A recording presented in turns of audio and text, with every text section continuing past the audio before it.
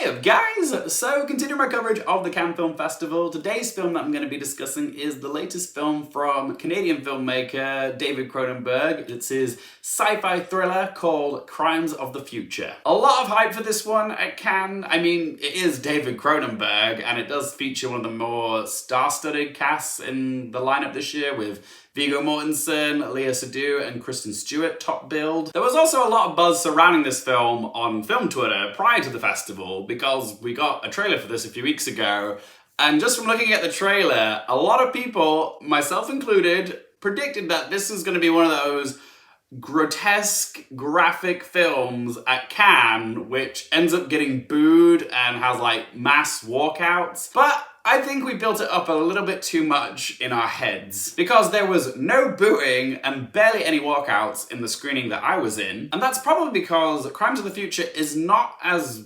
gruesome as Cronenberg's more revered work like Videodrome or The Fly. Don't get me wrong, it has its squirmy graphic moments, but it's not really a bloody film. In fact, Brandon Cronenberg, that's David Cronenberg's son, his previous film, Possessor, was 20 times more gnarly than Crimes of the Future is. In fact, the most difficult bit to watch in Crimes of the Future is right at the beginning of the film, and it doesn't involve any like body horror. It's just a really uncomfortable scene to watch because of what one character does to another in it. But the rest of the film, I sat through fairly unsqueamishly, if that is even a word. Plenty of Cronenberg's work has made me go, but I didn't really have that much of a visceral reaction watching Crimes of the Future. But despite the lack of moments, I still think fans of David Cronenberg will enjoy this film. It's still got enough of his usual traits to be pleased by, like it explores the intersections of the body and technology, art and sex, and there's a lot of practical effects in this as well.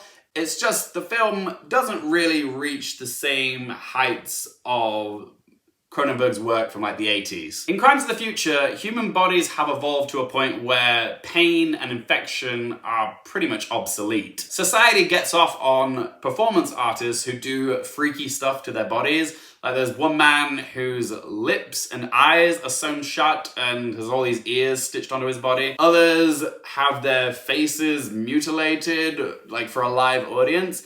And then there's Saul Tenser, who's played by Viggo Mortensen, who has the ability to grow what are called neo-organs, which are essentially organs which serve no function. And what he does is, he has these organs surgically removed for entertainment purposes by his partner Caprice in a literal surgical theatre. He's literally turned his pain into art and has amassed a fan following, including two weirdos from the National Organ Registry, where Saul is legally required to log every new organ that he produces. You've got Whippet, played by Don McKellar, and Timlin, who's played by Kristen Stewart. After a performance, Timlin says to Saul that surgery is the new sex. So surgery is almost like pornography now. Perhaps it's a subtle commentary on how desensitized we're becoming to this sort of stuff. Or it could just be a metaphor for S&M, because we all know there's a fine line between pain and pleasure. But that's one of the things I admire about Crimes of the Future, is that it's very rich in allegory. There's lots of different ways to read this film. There's many discussions between the characters about the intertwined nature of artists creating some of their best work from a place of pain. There's a literal inner beauty pageant with categories such as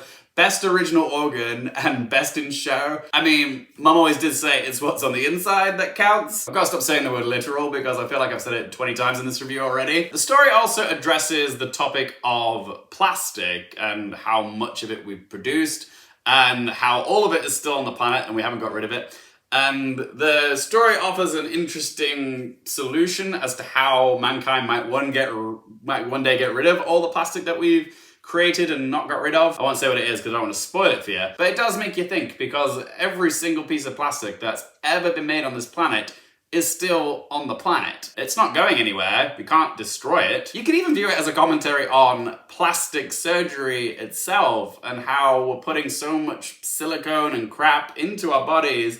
It makes you wonder, does it make us less human when so much of our bodies are becoming artificial? So yeah, Crimes of the Future is one of those films that if I watched it 3 or 4 times, I think I would get something different each time I watched it. Like, there's so much meaning in this film. How you interpret the film will probably come down to you as an individual. As for the acting, I'll say that Viggo Mortensen is very committed as Saul. He's constantly showing the internal mutation in his physicality. But at times, the constant retching and gagging did get a bit much. Also, the way he delivers his lines can be quite soft and sometimes growly, so the comparisons to Batman seem inevitable, particularly with the costume that he wears. He's got like a black hoodie that he wears for most of this. It's very, I'm Batman. I personally don't think this is one of Viggo Mortensen's best performances. However, you can't accuse him of not throwing himself into the character. Sedoux is probably my favorite performance as Caprice. Her character really felt like she belonged in this world. Kristen Stewart doesn't actually have a whole lot to do in this movie other than this one sort of fangirl scene that she has with Saul. She's still perfectly fine in the role. It's just a bit of a forgettable part for her, and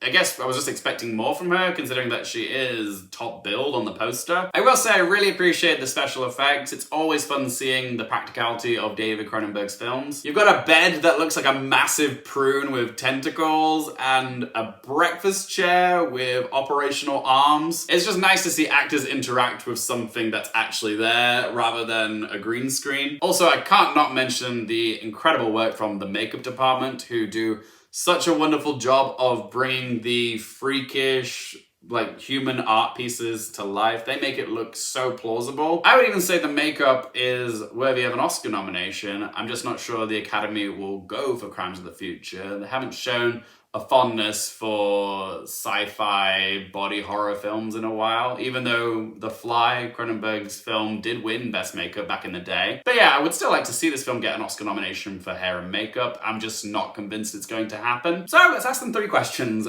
Firstly, would I watch this again? Yeah, I think I would. I don't think it has the rewatch factor of some of my favourite Cronenberg's films like The Fly, but I could watch this again because I feel like I'll get a different experience each time I watched it.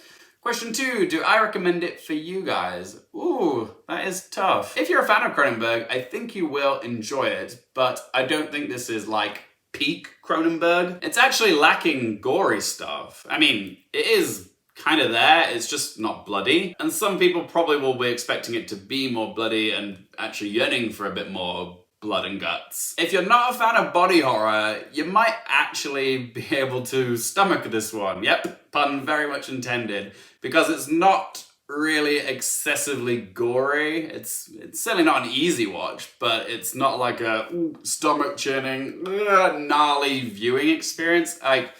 I think most people will be able to tolerate a film like this, but yeah, it's not going to be for everyone. So yeah, I softly recommend it. And third question, what score am I going to give it out of 10? Crimes of the Future is a good film. I just didn't think it was a great one when you put it in the catalogue of David Cronenberg's work.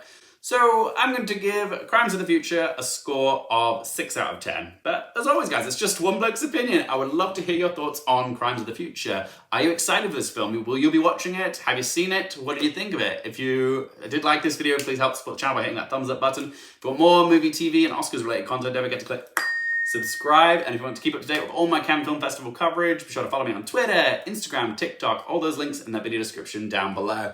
And as always, guys, thank you so much for watching. For more things related to movies, TV, the Oscars, and popcorn culture, I'm Luke Airfield, and I'll see you next time.